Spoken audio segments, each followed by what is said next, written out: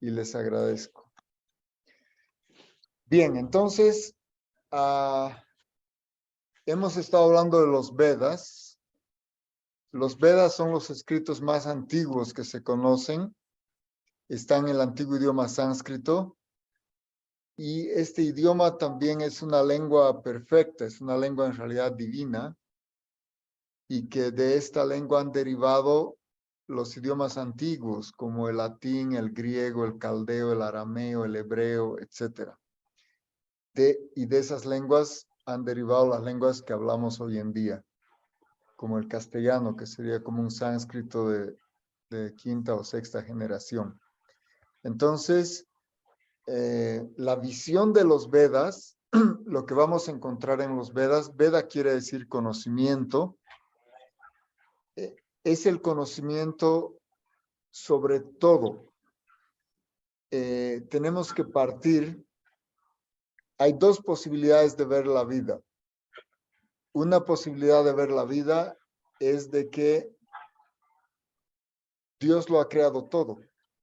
Y obviamente, como cualquiera de nosotros, cuando crea algo, tiene primero un plan, lo lleva a cabo y lo mantiene. Entonces, esa es la visión de los Vedas también. Los Vedas tienen información de antes de la creación, durante la creación y después de la creación. Y también lo que existe más allá de esta creación. Veda literalmente quiere decir conocimiento. La otra forma de ver el mundo es un poco la visión contemporánea, que está un poco de moda, que, si me permiten la expresión, es un poco absurda. Es de que no había nada y de repente hay una explosión y como producto de esta explosión se han ordenado las cosas y ahora más o menos ya están ordenaditas y después se están ordenando un poco más. Que, sí, que la verdad no, ni amerita un análisis, pero se ha insistido tanto en este tema que mucha gente le da importancia. Alguno de los científicos decía que es como poner una máquina de escribir, poner una bomba y que salga un poema, ¿no? Entonces, bueno, pero estamos expuestos nosotros a ese tipo de idea. Obviamente que cuando analizamos los Vedas, encontramos que realmente es un contenido sobrehumano. Son escritos perfectos, incluso están rimados perfectamente, es una lengua perfecta y data del principio de los tiempos. Las versiones más actuales que tenemos del conocimiento védico datan de un poco más de 5.000 años. También por una razón. En los mismos Vedas se explica que gradualmente se van deteriorando las facultades y las capacidades de los seres humanos. De hecho, así como tenemos 4 estaciones, que son la primavera, el verano, el otoño y el invierno, a una escala macro existen las eras. Y en los Vedas se explica que ahora hemos entrado justamente hace poco más de 5.000 años en la última era, que es la era, digamos, más oscura. Si la primera era, que se llama en sánscrito Satya Yuga, es la era de la virtud, la gente tiene una vida mucho más larga, es gente mucho más inteligente, más trascendida. La segunda era va disminuyendo, digamos, las cualidades de las personas, por así decirlo, en un 25%. En la tercera era han disminuido un 50% de estas cualidades. Y en esta era que estamos, en realidad apenas quedan un 25% de las cualidades humanas. Bueno, qué bien que está conectado Nathaniel, muchas gracias. Nathaniel, con él hemos estado el día de ayer en la Universidad Mayor de San Simón y hemos cubierto algunos de los tópicos, pero volviendo al tema de las eras, para que se den una idea de la escala de tiempo que se maneja en los Vedas, se entiende que la era que estamos viviendo ahora dura 432,000 años.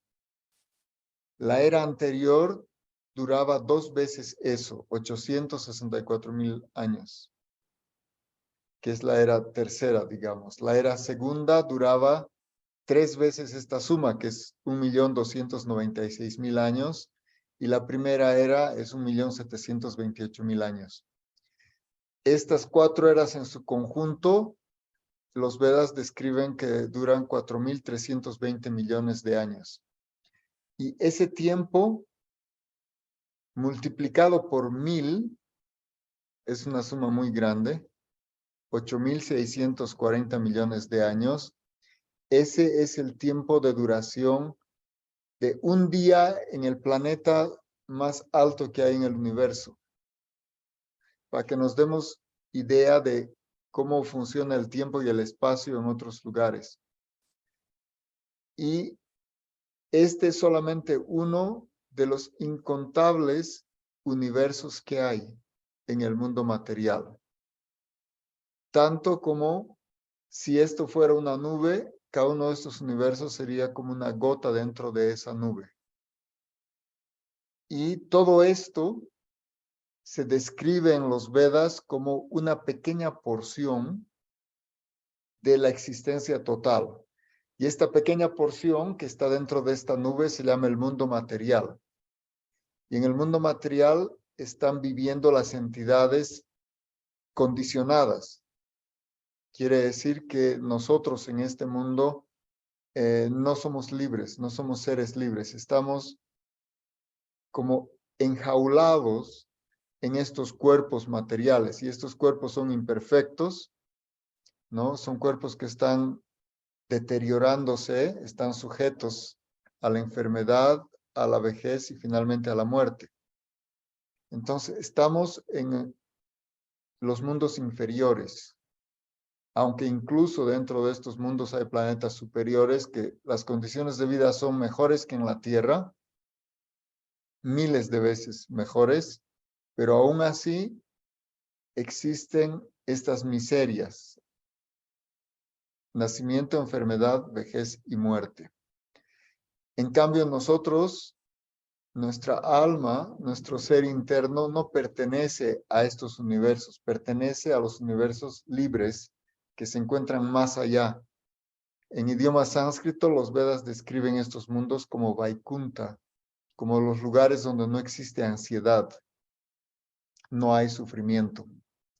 Entonces hemos venido a estos universos materiales y estamos sufriendo los efectos de vivir en mundos ajenos a nosotros. Lo que habíamos explicado es que si bien los Vedas son muy extensos y es difícil hasta numerar los escritos védicos que hay, normalmente solamente para entender una lista de estos escritos se necesita un par de años de estudio, solamente para conocer la lista de libros. Es prácticamente imposible el día de hoy. Y hemos dado un ejemplo.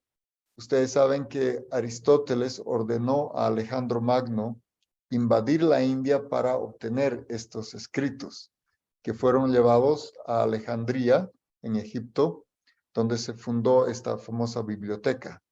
Y Ptolomeo I hizo una lista, no alcanzó a terminar la lista, pero es una lista de 500,000 textos, para que ustedes se den idea de cuál es la magnitud del conocimiento que se encuentra en los Vedas. Y es un conocimiento que va en todas las áreas del saber. Pero obviamente con el corto tiempo de vida que nosotros tenemos y nuestra limitación en inteligencia, en memoria, etcétera, lo recomendado es concentrarnos en lo más sustancial. Y lo más sustancial de los Vedas se llama el Vedanta. Es como el fin de los Vedas. Y dentro del Vedanta, el escrito más importante que podemos encontrar se llama el Bhagavad Gita, que es la canción del Señor, donde el propio Señor habla y es un tratado relativamente breve. Son solamente 700 versos que se pueden leer en realidad en, qué sé yo, en una mañana o en una tarde. Pero entender cada uno de estos versos no es fácil, requiere bastante concentración y requiere fundamentalmente una guía espiritual para entender. Es un contenido muy profundo en cada uno de estos versos. Si bien algunos son muy sencillos, un verso que habíamos citado ayer, donde Krishna explica la inmortalidad del alma, él dice en idioma sánscrito, Vasamsi Jirnani Yata Vihaya, Tata Sharirani Vihaya Jirnani, que este cuerpo material es apenas como un vestido que está cubriendo al alma. Y este vestido, como está hecho de materia, se deteriora, ¿sí? Envejece y finalmente uno lo tiene que abandonar. A este abandono del cuerpo nosotros lo llamamos la muerte, pero en realidad el alma nunca muere, el alma es eterna. Y eso también lo sostuvieron aquellos que estuvieron en contacto con el conocimiento védico, y en el mundo contemporáneo esos fueron los griegos. Entonces, ustedes van a ver que desde Tales de Mileto y especialmente Pitágoras y Platón hay una claridad en cuanto a la inmortalidad del alma y a la transmigración del alma y las leyes que rigen este universo, como la ley del karma, ¿sí?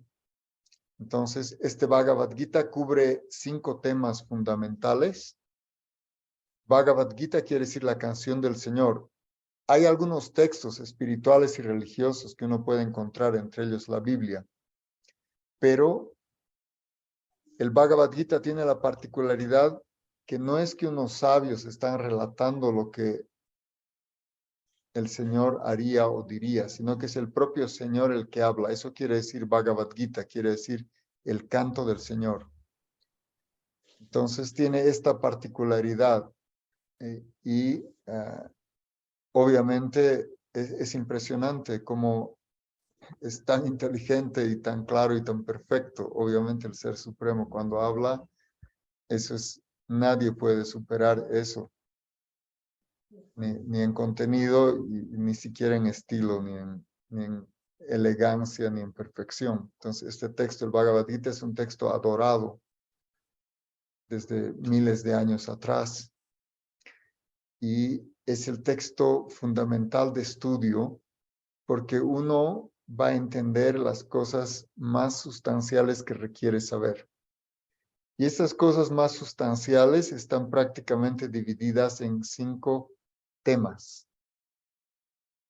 Un tema es la naturaleza material, cómo funciona.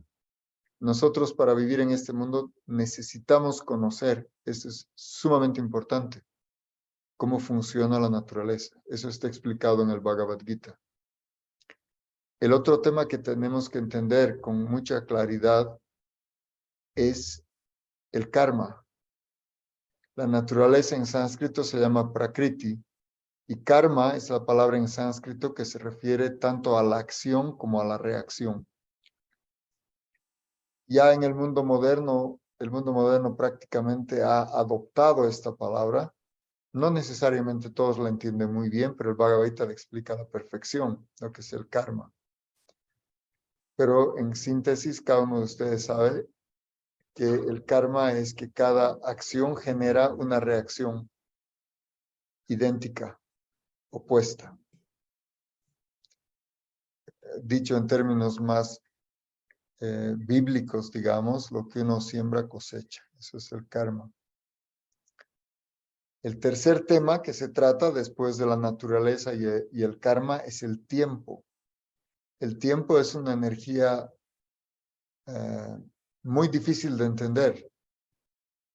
Actúa de diferentes maneras, pero en este universo material en el que vivimos nosotros, el tiempo es el factor que deteriora todo. ¿Sí? El tiempo es en última instancia la muerte. Es el factor que da fin a las cosas en el mundo material. Pero también este mismo tiempo es oportunidad. Entonces, todo esto está muy detalladamente y claramente explicado. El cuarto tema es el alma, nosotros mismos, el ser que habita dentro de este cuerpo, que pertenece a otra naturaleza, no es Prakriti, no tiene nada que ver con la naturaleza de este mundo. En realidad es completamente opuesto a este mundo. Y ese es también el famoso tema de debate y de discusión de los filósofos. ¿Sí? Nuestro yo superior, como lo dicen algunos filósofos, eso es el alma, y el yo inferior es como el ego, que es una identidad imaginaria que adquirimos en el mundo material. Uno es falso y otro es verdadero.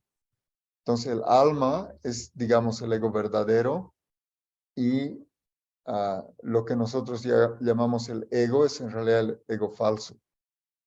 Es una identidad imaginaria, inexistente, ¿no? O dicho por alguien sería, ¿qué es lo que uno se cree ser? ¿Sí? Entonces, esos 4 temas están claramente explicados.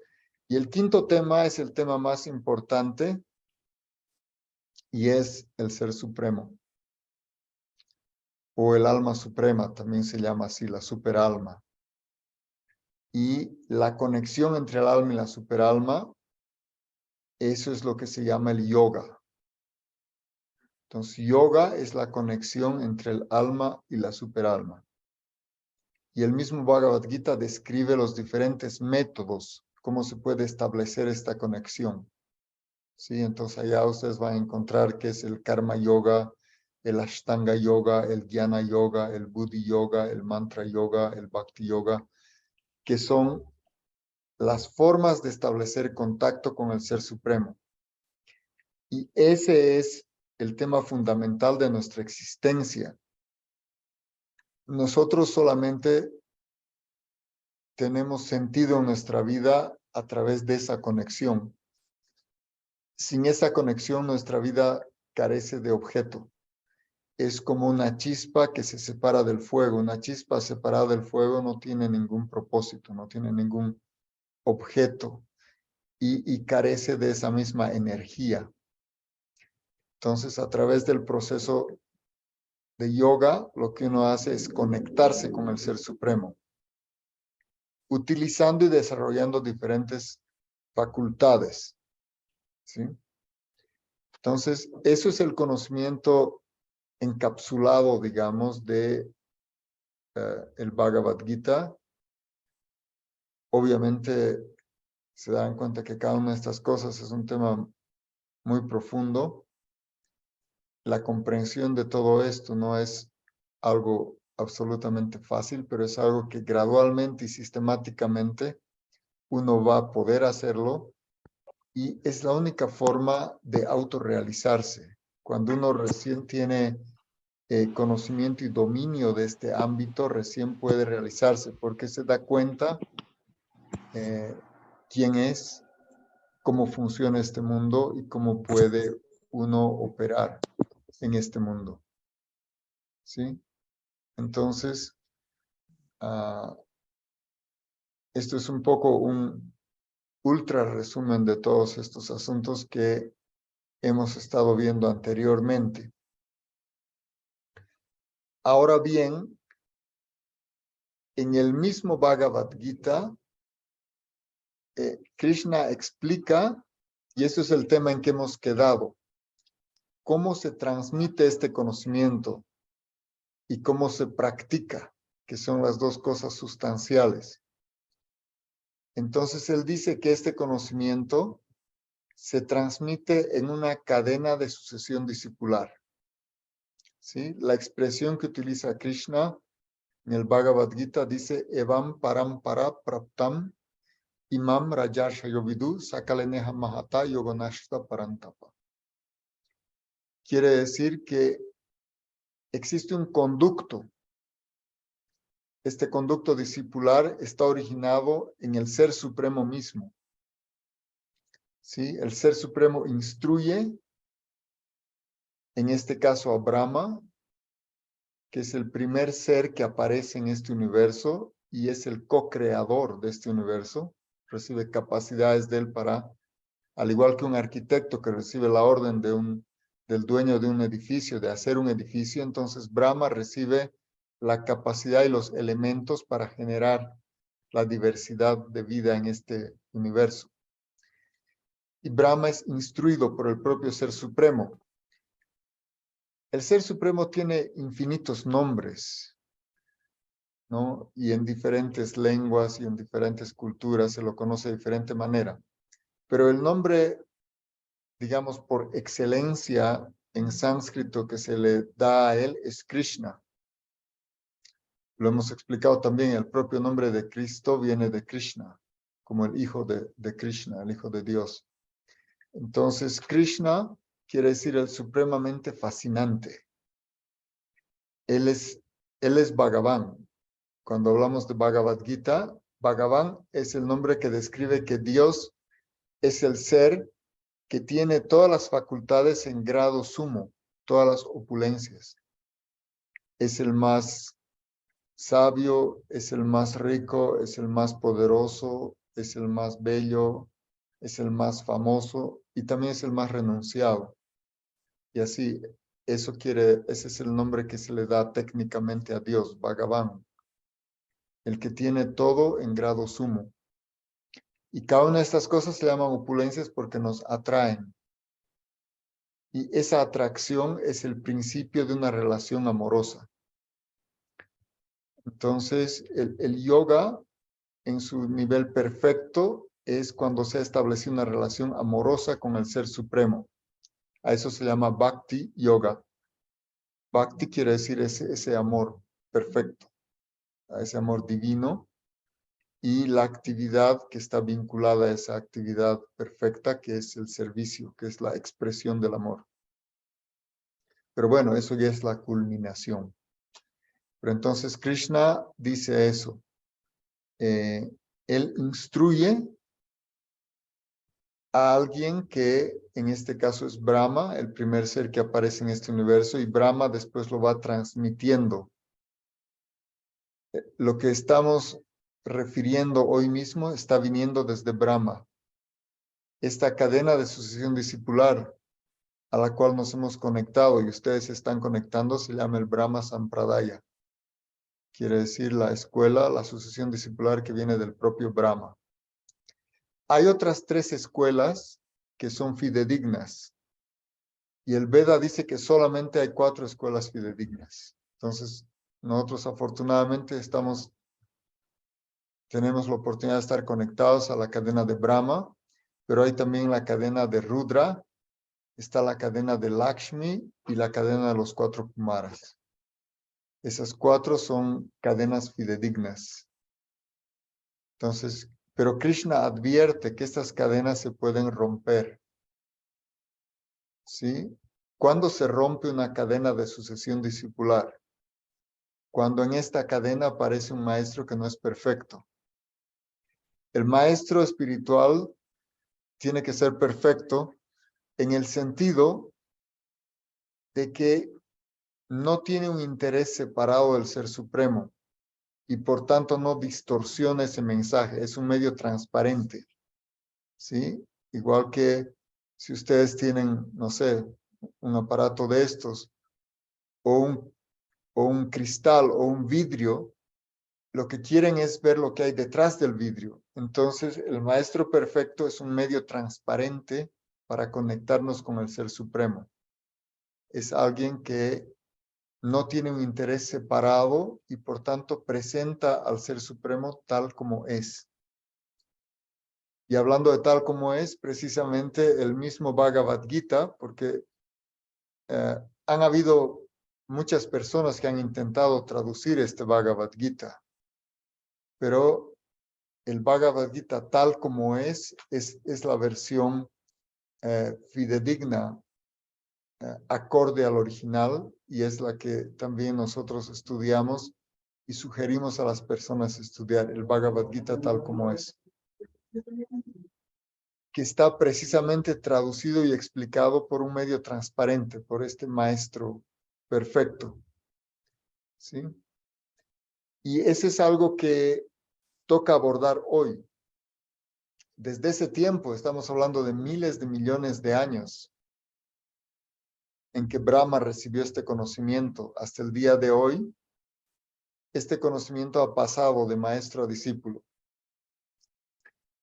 Y apenas hace 500 años, Krishna ha vuelto a aparecer para restablecer esta cadena. Y esta vez él mismo ha aparecido como un maestro. Y el nombre de este maestro es Sri Chaitanya Mahaprabhu. O algunos también, puesto que él es Krishna, lo llaman Sri Krishna Chaitanya Mahaprabhu. Pero él mantiene como escondida su identidad como Krishna. Entonces muchos lo conocen simplemente como el gran maestro. Mahaprabhu quiere decir el gran maestro. Entonces, esta misma cadena que empezó con Krishna y pasó por Brahma, vuelve a pasar por él mismo en su forma de Chaitanya. Y obviamente tenemos toda la literatura que se ha producido a partir de Chaitanya, aunque el propio Chaitanya solamente recitó 8 versos, que se conocen como el Sikshastaka, que es la expresión más sublime y avanzada que hay del conocimiento, solamente en este resumen de 8 versos. Pero sus discípulos, que se conocían como los 6 Goswamis de Brindavan, han compilado tratados muy hermosos de las enseñanzas de Chaitanya Mahaprabhu. Y entonces esos discípulos han tenido a su vez discípulos y discípulos, etcétera, y en la era contemporánea, la persona más destacada en la India contemporánea por su sabiduría, su perfección espiritual, se ha conocido como Bhaktisiddhanta Sarasvati Thakur. Bhaktisiddhanta Sarasvati Thakur, incluso en términos, digamos, académicos, era una persona tan inteligente y brillante que él, a pesar de haber leído amplia literatura muy compleja en idioma sánscrito, él tenía la capacidad de poder citar cualquiera de las líneas de cualquier página de cualquiera de los innumerables libros que había leído. Ese nivel de inteligencia y claridad tenía Bhaktisiddhanta Sarasvati. Y además compuso tratados él mismo sobre las órbitas de los planetas, las fórmulas de cálculo para eso, en fin, cosas que hoy en día todavía se utilizan. Si ustedes van al sitio, por ejemplo, de la NASA, de la Agencia Aeroespacial de Estados Unidos, van a encontrar que las efemérides, que es la posición de los planetas que se encuentran ahí descritas, son las mismas efemérides que había calculado Bhaktisiddhanta Sarasvati, sin usar computadoras ni nada de eso. Entonces, desde todo punto de vista, Bhaktisiddhanta Sarasvati es como un ser excepcional, que justamente el año que viene vamos a celebrar 150 años de su aparición en este planeta. Y uno de los discípulos de él es el primero que llegó al occidente el año 1965. ¿Sí? Este discípulo de él se conoce como A.C. Bhaktivedanta Swami Prabhupada. Posiblemente la mayoría de ustedes ha tenido algún contacto con los libros de Bhaktivedanta Swami Prabhupada porque ha creado una revolución en el mundo. Antes de Bhaktivedanta Swami Prabhupada prácticamente se desconocía a nivel global el vegetarianismo, la ecología y todas estas cosas que hoy en día se hablan comúnmente, aún el karma y todas estas cosas que ya son un dicho común, se han popularizado, digamos, a partir de la venida de Bhaktivedanta Swami, que él vino al occidente a los 70 años de edad, en 1965. Y vino en un buque de carga. Es una vida muy impresionante la de Bhaktivedanta Swami, porque él quería que la gente en el occidente tenga acceso a estos conocimientos.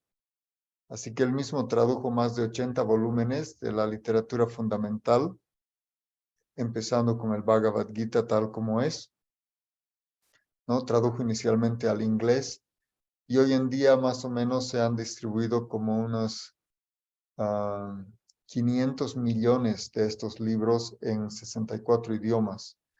Entonces, él ha revolucionado, digamos, el mundo contemporáneo, digamos, el mundo occidental, porque claro, la India es como otro mundo. Quizás algunos de ustedes han estado por allá. La India es realmente otro mundo porque ellos están miles de años haciendo estas cosas. No todos, pero sí hay círculos muy selectos que cultivan esto a profundidad. Pero digamos, la posibilidad para nosotros en este otro lado del mundo, que estamos justamente al otro lado del planeta, de tener acceso a estos conocimientos en tanto detalle, se debe a este maestro espiritual Bhaktivedanta Swami Prabhupada. Entonces, es nuestra conexión más, digamos, cercana a toda esta cadena de sucesión de maestros y discípulos que tiene miles de años. Y uno hoy en día incluso puede ver videos, ¿no? De entrevistas con Prabhupada, sus conversaciones, eh, las clases mismo que él dio, se encuentran todas ellas fundamentalmente en inglés, pero casi todo ya está traducido también al castellano, incluso estas conferencias y videos. Entonces ustedes pueden tener un acceso ya directo a Bhaktivedanta Swami, que es como el embajador cultural de la cultura de los Vedas de la India, contemporáneo a nuestro alcance. Y el primero que empezó a divulgar esto, digamos, exitosamente en el mundo occidental, porque él mismo enseñó cómo, porque no es solamente una cuestión teórica. Entonces él mismo vino al occidente, vivió entre nosotros y ha estado explicando la práctica misma en el día a día, viviendo con sus discípulos. ¿Sí? Justamente uno de sus discípulos nos visitó recientemente. Ahí algunos la mayoría de ustedes ha tenido oportunidad de conocerlo, ¿no? Srila Tilananda Acharya Maharaj ha estado con nosotros recientemente. Y claro, es toda una generación de discípulos de Swami Prabhupada.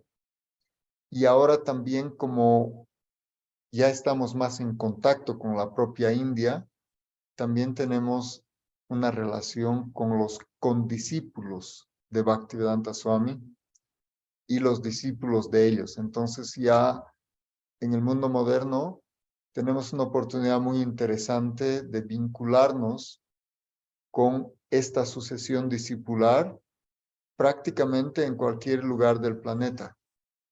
Donde uno vaya, especialmente las ciudades que son más grandes de cada país, uno va a encontrar algún centro de estudios que está inspirado en esta cadena de sucesión discipular.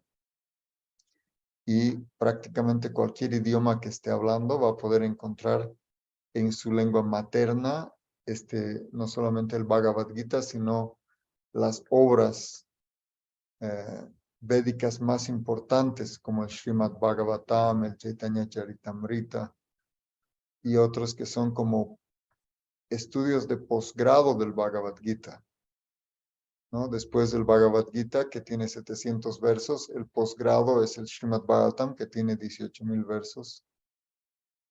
¿Sí? Y hay un posgrado del Bhagavatam, que es el Chaitanya Charitamrita, que es como un estudio de doctorado del conocimiento sustancial de los Vedas, y que ahora está disponible en todos estos idiomas.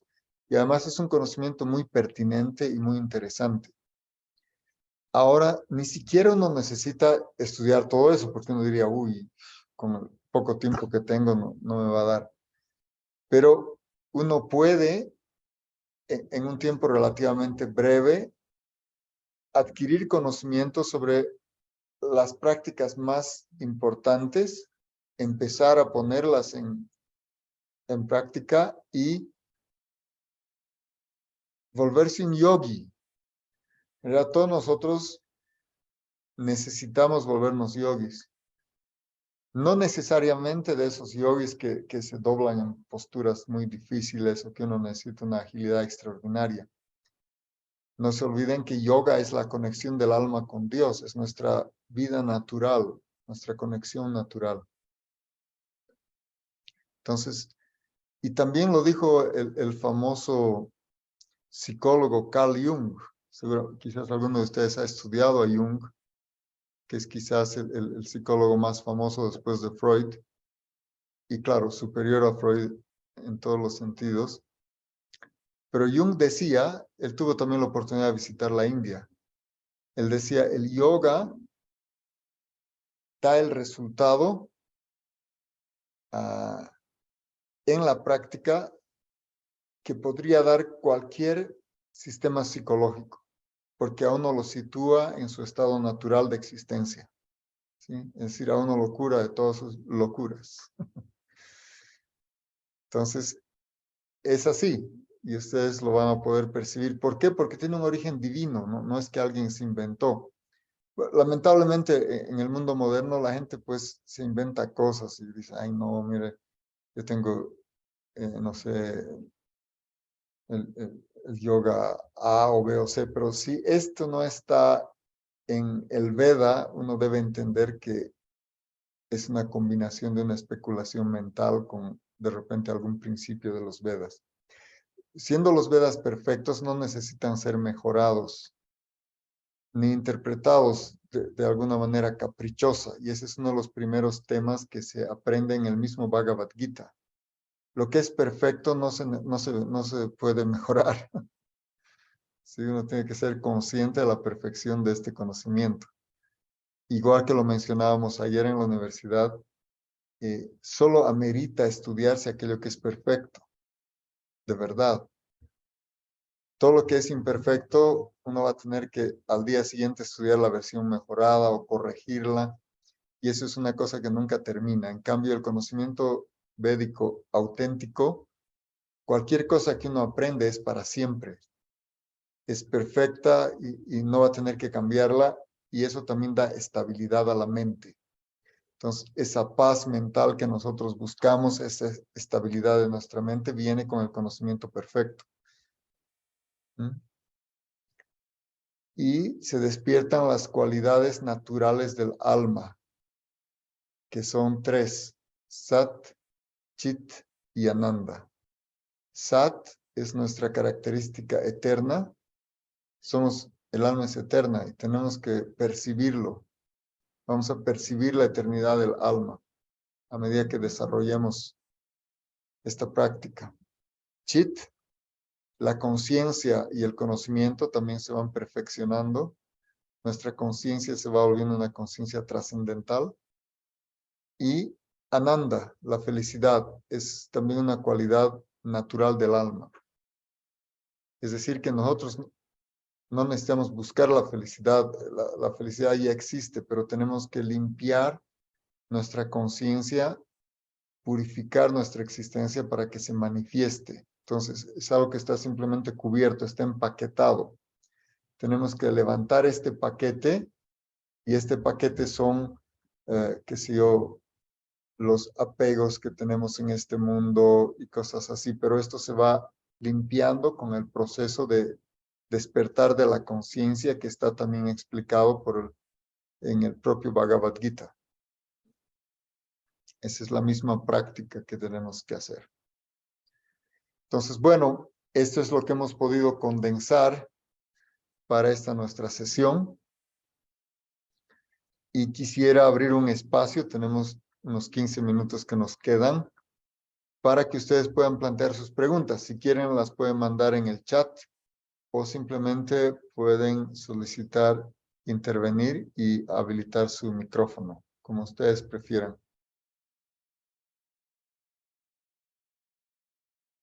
Así que adelante, sin temor. No.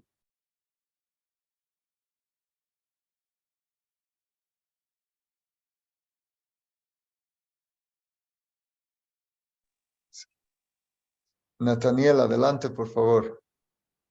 Hola, sí, buenas noches.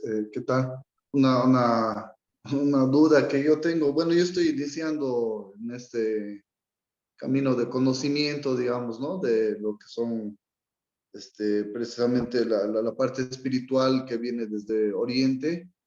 No tengo ni 3 meses, digamos, en esto, ¿no? Pues solamente de manera tangencial. Y me ha interesado un poquito abordar lo que es el budismo. De hecho, como te comentaba ayer, como que hay un conjunto de personas que están comenzando con esto, ¿no?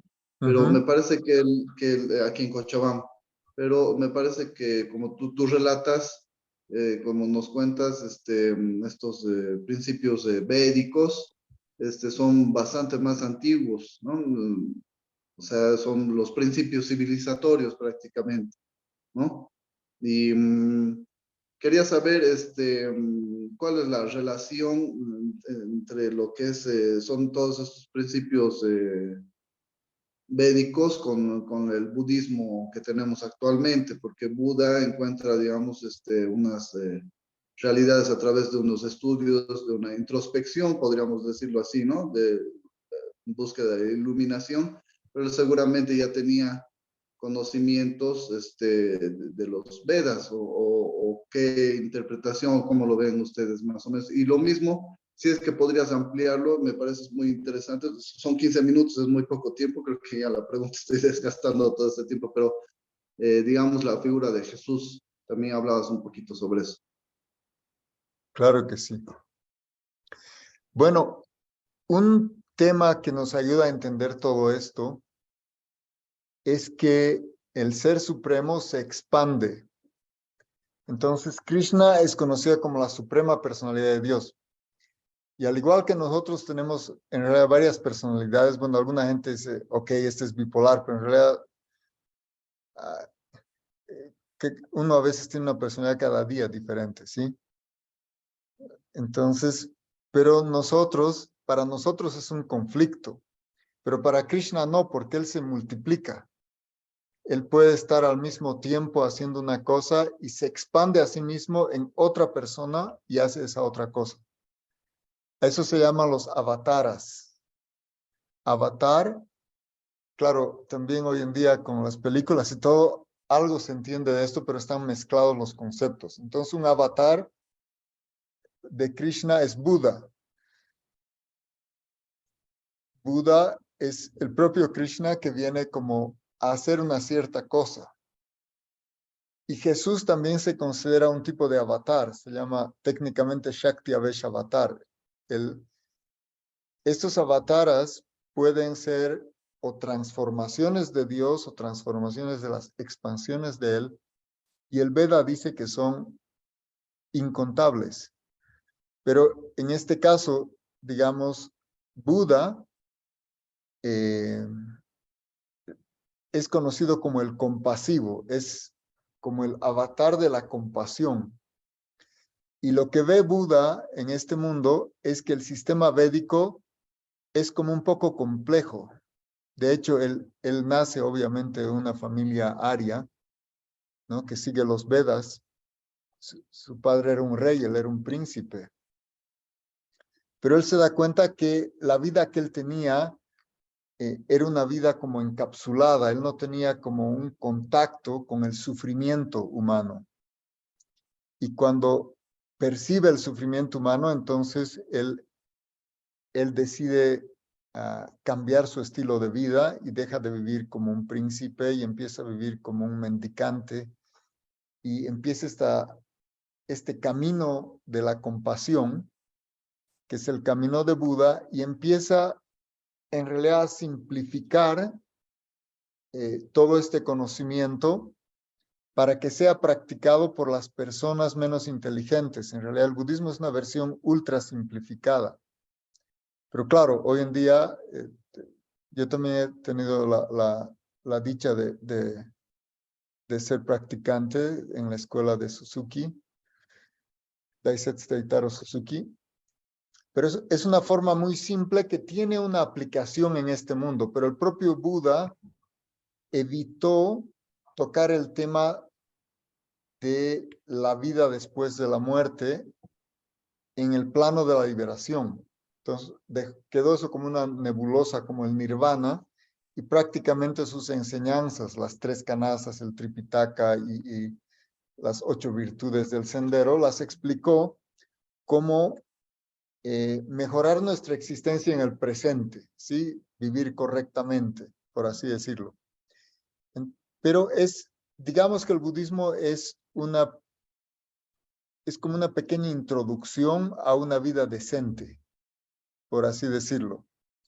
Pero en realidad, a propósito, Buda no abordó los temas que vienen después, porque su misión no era esa. Su misión era que la gente, por lo menos en el presente, sea más compasiva, y fundamentalmente se lo conoce porque detuvo la matanza de animales. Y toda su doctrina se puede resumir en ahimsa, que quiere decir la no violencia, y él es digamos, el mayor promotor del vegetarianismo. Bueno, desafortunadamente hoy en día muchos budistas ni siquiera son vegetarianos, pero ese era el propósito fundamental de Buda, detener la matanza y el maltrato animal. O sea, su compasión no eran solamente los seres humanos, más bien eran los animales. Entonces, ese es a grandes rasgos. Claro, podemos tocar este tema más profundamente y ojalá tengamos la oportunidad y con mucho gusto, Nathaniel, podemos hablar sobre esto. En el caso de Jesús, como decíamos, él se educa en la India en realidad, ¿sí? De los 12 a los 30 años se va a Jagannath Puri. Si ustedes tienen oportunidad pueden visitar el templo donde él fue entrenado y donde se le cambió el nombre, que es otra de las tradiciones de los Vedas. Él se llamaba Emmanuel y el nombre que recibió en la India es Isha, y que traducido a otros idiomas es Jesús, Jesús, Joshua, etc. Pero Isha, incluso este nombre está recogido por Mahoma en el Corán, ¿no? Isha es el nombre de él, es el nombre de iniciado.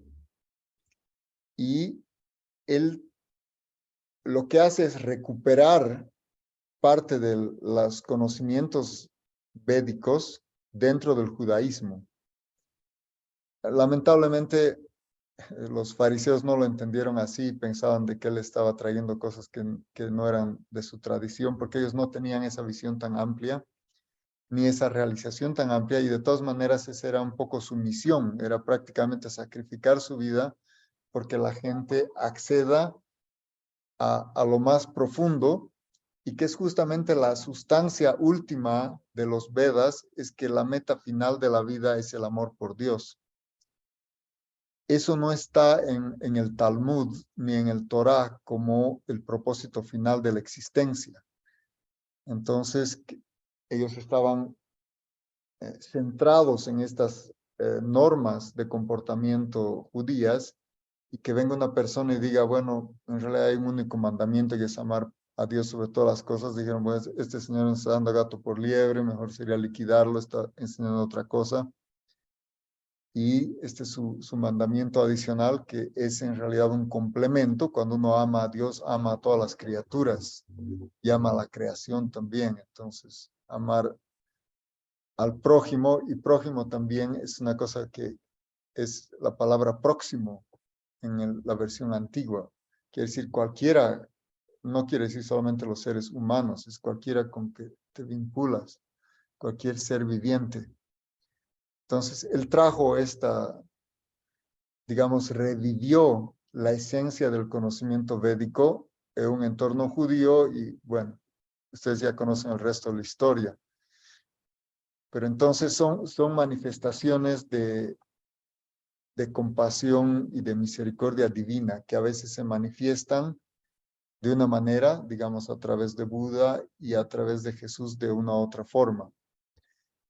pero ellos actúan como maestros de tal manera de que ponen en contexto estas enseñanzas en realidad que son eternas para que la gente gradualmente evolucione espiritualmente.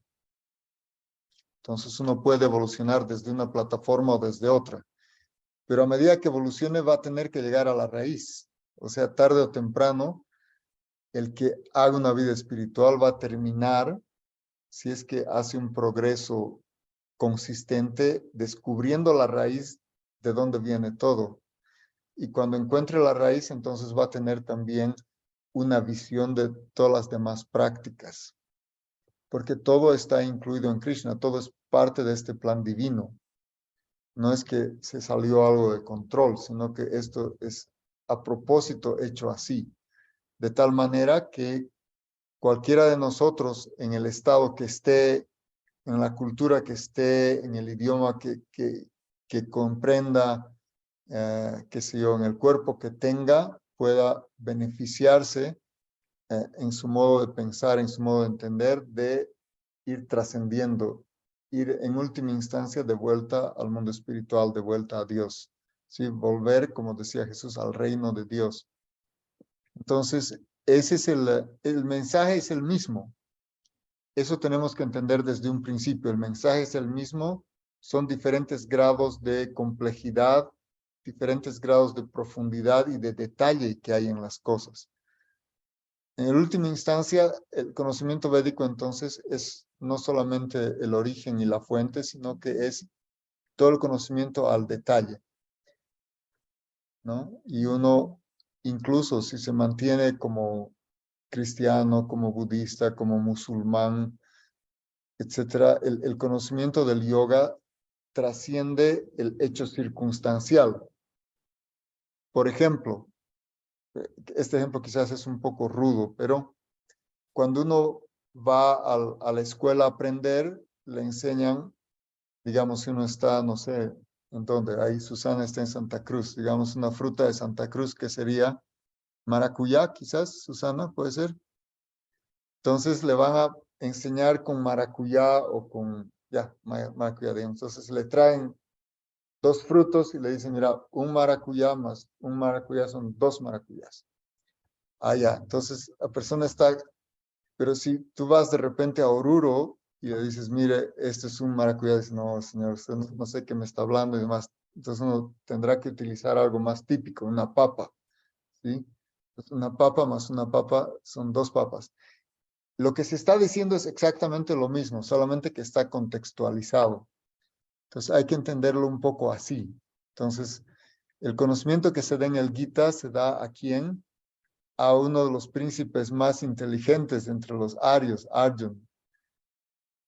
En cambio, cuando Jesús estaba enseñando, lo estaban persiguiendo, lo querían matar. Entonces, no era un escenario, digamos, muy favorable para entrar en mucho detalle. Y de hecho, estaba amenazado de muerte mientras hablaba. Así que esa es toda una diferencia cultural. En cambio, obviamente, en la tierra de los arios, que alguien hable esto es adorado, ¿no? Es otro escenario. Pero sí, muchas gracias por la pregunta y si quieren hacer alguna más, podemos ir adelante. Si alguien quiere preguntar algo más, Gracias, Reinaldo.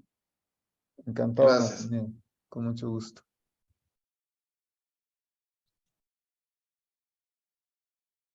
Ok, queridos amigos, entonces si no hay nadie más que quiera hacer algún comentario, una pregunta, igual de todas maneras lo que pueden hacer es enviar su pregunta al grupo de tal manera que podemos también arrancar la próxima sesión con algunas respuestas de las preguntas que han quedado colgadas. Susana quería decir algo, adelante. Yo quiero felicitarte, me ha encantado tu exposición, realmente me ha gustado muchísimo y bueno, no me voy a faltar tus clases porque realmente estoy encantada. Muchísimas gracias, gracias. Que Dios te bendiga. Estoy Bueno, feliz. muy agradecido. Bien, queridos amigos, entonces Les agradezco mucho su atención. En realidad, lo que estamos haciendo es un pequeño servicio por orden a la vez de nuestro maestro y les agradecemos a ustedes que nos den esta oportunidad y estamos seguros de que esto les va a ser de muy buen fruto. Gracias a todos ustedes y manténganse también en el grupo para novedades. A veces tenemos otros programas aparte, a veces hay algún programa en La Paz o en Santa Cruz o en Cochabamba o en otras ciudades del mundo. Como les digo, hay en todo el mundo esto. Y hay también cursos en el internet y demás. Y que gradualmente, si bien este cursito puede servirles como una pequeña muleta para ubicarse en todo este mundo que puede parecer muy complejo, tengo la certeza de que poco a poco ustedes se van a ir familiarizando y después les va a resultar pan comido, como se dice, ¿sí? Va a estar muy, muy normal para ustedes todo esto cada día. Muchísimas gracias a todos. Hare Krishna, y que estén todos muy bendecidos y entonces nos vemos en la próxima ocasión. Gracias, gracias. Hare Krishna, Prabhu, muchas gracias. Hare Krishna, muchas gracias. Gracias, Hare Krishna. Gracias, saludos a todos. Gracias. Hasta luego. Hare Krishna, muchas gracias, Prabhu. Gracias a todos. Y como les decía, por favor, vamos a incluirles en el grupo de WhatsApp de este curso. ¿Sí? Gracias. Gracias por todas las explicaciones. Gracias. Muy bien. Felicitaciones. Adelante, Zaira. Muchas gracias. Muchísimas gracias, Prabhu. Hare Krishna, muchísimas gracias. Hare Krishna.